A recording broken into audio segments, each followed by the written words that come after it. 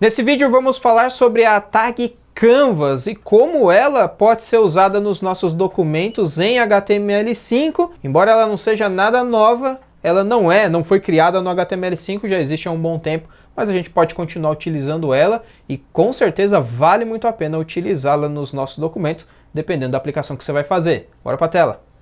Como você pode ver aí na tela, a tag Canvas, ela tanto abre e fecha, o que nos mostra que ela pode sim ter conteúdo, embora o seu objetivo final não é colocar tags e nem texto dentro dela, mas sim utilizar uma API de desenho no navegador, que aí você vai precisar de muito JavaScript para fazer isso. Falando ainda sobre a tag Canvas, ela é usada para definir um quadro de desenho gráfico dentro da nossa página e pode ser desenhos em 2D, em 2 dimensões, ou então em 3D, 3 dimensões. Para desenhar, como já dissemos, é preciso de JavaScript, não só HTML. A tag do HTML5, ela só vai reservar o espaço onde você vai colocar esse desenho.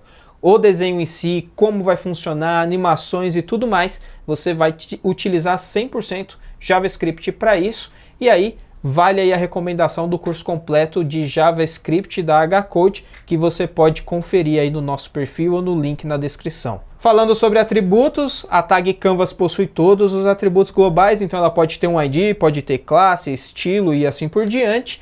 E ela tem os seus atributos específicos no caso 2, height e width, ou seja, a altura e a largura do quadro do desenho que você está colocando dentro do seu arquivo HTML. Sobre o CSS padrão, ela também já vem com CSS padrão, que é a altura de 150 pixels e a largura de 300 pixels. Então você viu que pode ser definida a altura e largura lá pelos atributos, mas também você pode definir a altura e a largura no CSS. Vamos para o exemplo, vamos utilizar essa tag então na prática.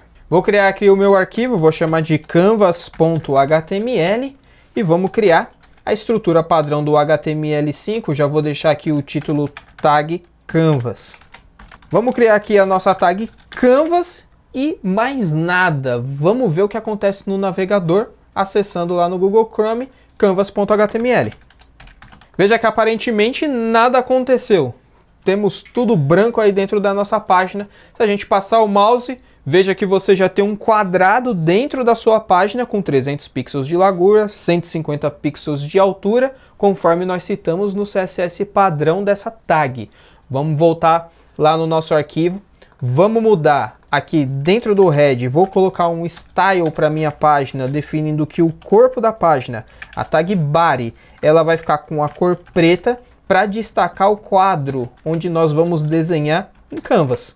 Então coloquei aqui o background black. Atualizei. Veja que o quadro ele continua na minha página, porém agora ele também ficou preto. Isso nos mostra que eu não tenho um quadro branco dentro do meu arquivo HTML, mas eu tenho um quadro transparente. Se você quiser deixar ele branco, você vai ter que também utilizar JavaScript desenhando um retângulo branco lá dentro. Mas como você desenha um retângulo dentro dessa tag se eu não vou utilizar outras tags? Vamos para o exemplo então. Volta aí no seu arquivo e a gente vai ver agora um pouco de JavaScript. Para isso, eu vou dar um ID na minha tag Canvas para ficar mais fácil eu selecionar ela lá no JavaScript. Eu vou chamar aqui de quadro. Antes de eu fechar a minha tag bar, eu vou criar uma tag script, vou criar aqui uma constante chamada quadro, e vou falar que ela vai receber o document.querySelector hashtag quadro. Toda vez que você vai começar a desenhar em Canvas, você precisa explicar ou deixar explícito se é um Canvas 2D ou se é 3D. Para isso vai depender de como você obtém o contexto desse Canvas. Eu vou chamar aqui uma variável de contexto e vou falar que vai ser igual ao meu quadro, que é o meu Canvas, e vou utilizar o método getContext.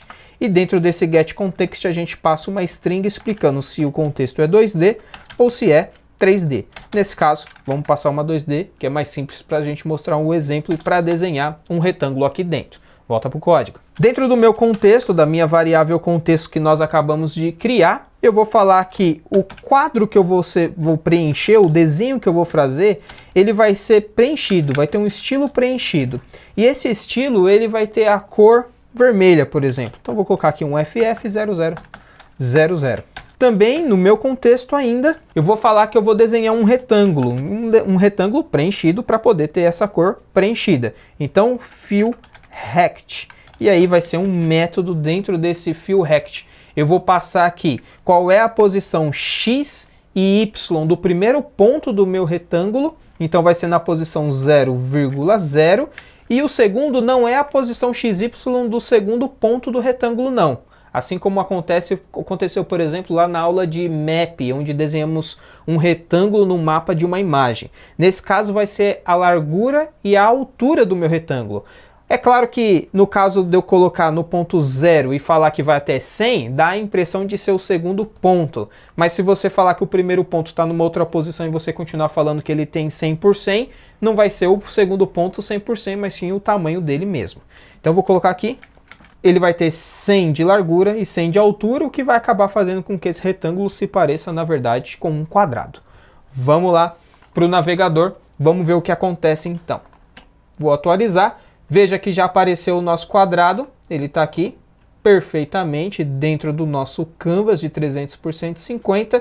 Isso é compatível também com o Firefox, vou acessar aqui canvas.html, nenhuma diferença. Vamos para o Microsoft Edge, tenho aqui canvas.html, temos lá o nosso quadrado. Eu poderia fazer esse quadrado e ter esse mesmo resultado visual utilizando só CSS e uma div? Poderia, sem problema nenhum.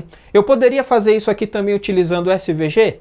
Poderia, teria o mesmo resultado visual. Então qual que é a vantagem de eu utilizar o Canvas se é muito mais difícil, né? Dá mais trabalho escrever em JavaScript? Desempenho. Talvez a maioria dos jogos, efeitos que você vai ver aí em HTML na internet, eles são feitos em Canvas.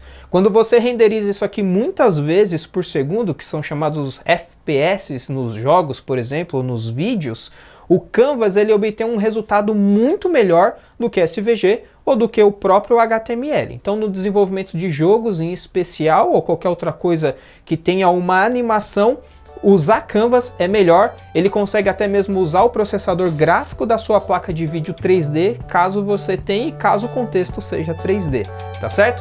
A gente continua falando de HTML5 no próximo vídeo ou na próxima aula, até lá!